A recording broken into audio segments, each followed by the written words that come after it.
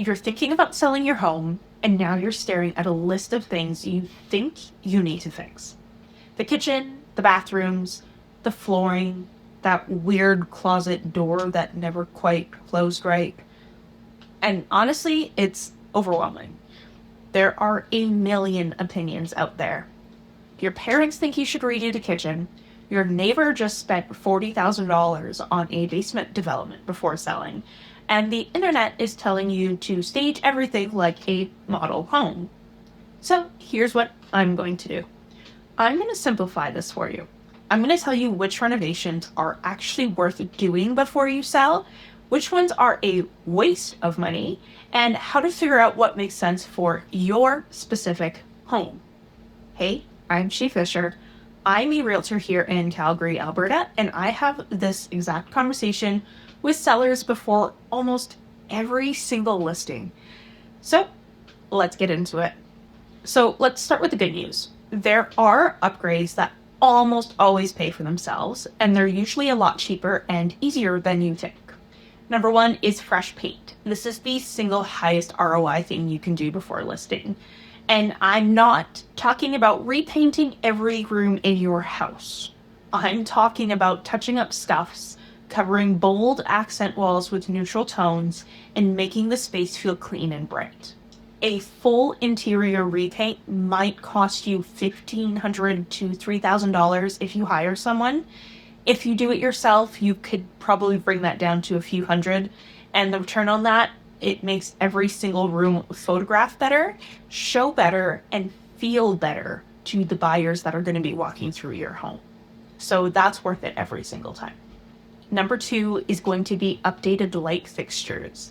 This one surprises people, but old dated light fixtures make a home feel older than it is. So swapping out a builder grade boob light for something modern costs $40 to $80 per fixture, and you can do an entire house for under $500. And the difference in how the space looks in photographs is massive. Number three is going to be a minor bathroom refresh. I'm talking about a new vanity, a new mirror, fresh caulking around the tub, maybe a new faucet, not a full gut reno, just the cosmetic stuff that makes it look clean and taken care of. So you can do this for $500 to $1,500 per bathroom, and it makes the whole room feel updated. Number four is your curb appeal. First impressions are everything. So power wash the driveway and front walk, clean up the yard, add a couple of planters by your front door. If the front door itself is rough, a fresh coat of paint on just the door goes a long way. We're talking a couple $100 max, and it changes the entire feeling a buyer has before they even walk inside your house. Number five, deep cleaning. This isn't even a renovation, but I'm including it because it matters more than most renos. Hire a professional deep clean before you list. Carpets, windows, baseboards, behind appliances. A $300 to $500 deep clean can do more for how your home is perceived than a $10,000 renovation. Do you notice a pattern here? Everything I just listed is under a few $1,000s. These aren't major projects. They're targeted high impact updates that make your home present at its best. Okay, now the part that might save you tens of thousands of dollars. These are the renovations I see sellers do that almost never make financial sense before listing. Number one, a full kitchen renovation. This is the big one. I see it all the time. Sellers think, if I put in a new kitchen, I'll get way more for my home. And you might get more, but you won't get back what you spent. A full kitchen reno in Calgary, we're talking new cabinets, countertops, appliances, backsplash. You're likely looking at $30,000 to $60,000, and the data consistently shows you'll recover about 50 to 70% of that cost on the sale. So you spend 50 grand and maybe get 35 back. That's a $15,000 loss. Now, if you're doing it because you want to enjoy the kitchen for a few years first, go for it. But don't do a full kitchen reno specifically to sell. Number two is major structural work. new windows, basement development, foundation repairs. These are necessary if something is genuinely broken or unsafe, but if you're doing it as a selling strategy, the math doesn't work. Buyers appreciate it, but they won't pay dollar for dollar what you spent.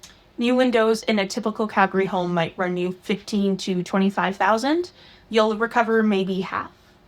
A basement development could be $40,000 to $60,000. You might get 60 to 70% back if it's done well. So, yeah, if it's done well is doing a lot of heavy lifting in that sentence. I feel like I should clarify too. Number 3 is over-personalizing. This is more subtle, but I see it happen. Sellers decide to upgrade with very specific design choices right before listing. A bold tile pattern, a very trendy paint color, custom built-ins that only work for their lifestyle. The problem is your taste isn't every buyer's taste. And when a buyer walks in and sees something very specific, they're not thinking, oh, that's nice. They're thinking, I'd have to redo that. So you just spent money making your home harder to sell. 4 is adding a hot tub, pool, or other major landscaping. In Calgary especially, a pool is not the selling feature people think it is. Our outdoor season is short, the maintenance costs are real, and a lot of buyers see a pool as a liability and not a perk. Same with a hot tub, that's seen better days. It's not adding value, it's adding another question mark. The rule of thumb, if the renovation costs more than a few $1,000s and it's specifically to sell, stop and do the math first. Now, there's a whole category in the middle that I get asked about constantly, and the honest answer is it depends on your specific home. Flooring, if your carpet is stained, matted, or smells like pets, yes, replace it. New carpet or basic laminate that isn't that expensive and badly worn flooring is one of the fastest ways to turn a buyer off. But if your hardwood just has some wear and you're thinking about refinishing, that can be worth it or it can be overkill. So it totally depends on how the rest of your home presents. Appliances. If one appliance is visibly outdated or broken, sure, swap it out. But don't replace all your appliances just because they're not stainless steel. Mismatched appliances look worse than consistently older ones. Roof. If your roof is at the end of its life, buyers will find out during the inspection. You either fix it, credit for it, or lose the deal. But you don't need a brand new roof to sell. You just need to not have a roof that's actively a problem. This is where having someone walk through your home and give you an honest room-by-room assessment actually matters. Because the answer isn't a generic list from the internet. It's specific to what your home needs to show well and what buyers in your price range are actually expecting. So how do you actually make the call? Here's the framework I use with every single one of my sellers. It's one question. Will this update help the home present better? Or am I trying to increase the home's value? Presenting better means clean, bright, well-maintained, move-in ready. That's paint, light fixtures, cleaning, minor repairs, low cost, high impact. Trying to increase value means major renovations, hoping the sale price goes up enough to cover the cost. That's kitchens, bathrooms, structural work, high cost with an unpredictable return. The goal isn't to make your home perfect. The goal is to present it at its absolute best without overcapitalizing. You want a buyer to be able to walk in and feel like they can just move in, right? Not like you just finished flipping it, just like it's been well taken care of, you know? And if you're not sure where the line is for your home, that's literally what I'm here for. So those are the renovations worth doing, the ones to skip, and how you should decide. If you notice the theme, it's that the highest impact updates are usually the cheapest ones, and the expensive renovations rarely pay for themselves. If you're thinking about selling and you're staring at that overwhelming to-do list, here's what I'd suggest. Ignore the internet for just a second. DM me the word sell on Instagram. I'll give you an honest, personalized list based on your specific home. It's not going to be generic advice. It's just what's actually worth doing and what you can skip. No pressure, no pitch, just the real answer. And if this was helpful, subscribe for more honest Calgary real estate content, and I'll see you in the next one.